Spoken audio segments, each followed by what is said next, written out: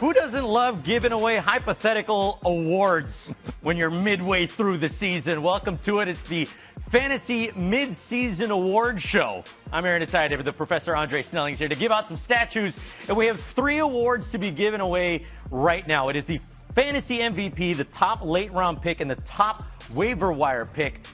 Dre, start us out. Who is the MVP halfway through the NBA season? Woo. So there are 3 names that are going through my mind for the MVP. It could have been Wemby. It could have been SGA. Yes. But instead it is Nikola Jokic. Okay. Why? Because he got the challenge from those other 2 guys, and all he's done is respond by averaging a 30-point triple-double. He's top 4 in the NBA in 4 different categories, including steals, and it's just hard to top that. Yeah, and it's always hard to look at these things whenever it's coming from a fantasy perspective because it's just literally numbers. Yeah. Why didn't Wemby get it despite having those threes and the blocks? He's got the threes, he's got the blocks, and he's right on the list.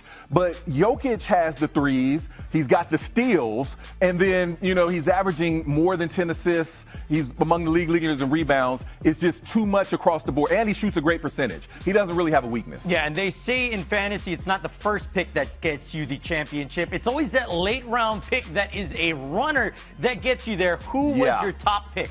I am going with Dyson Daniels. Nice.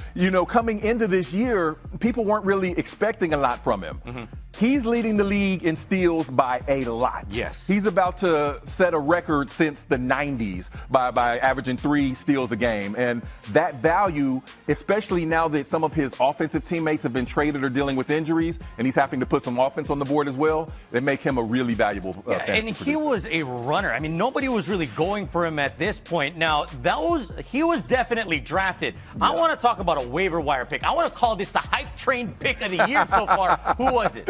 It is Trey Murphy III. Got it. And on the hype train, I was wrong about him when he came up. Yeah. Because I said only for a couple stops, I thought once Zion and Ingram came back, he was going to lose his shots. But Ingram's no longer on the team. He's been traded. And DeJounte Murray is out for the season with the torn Achilles.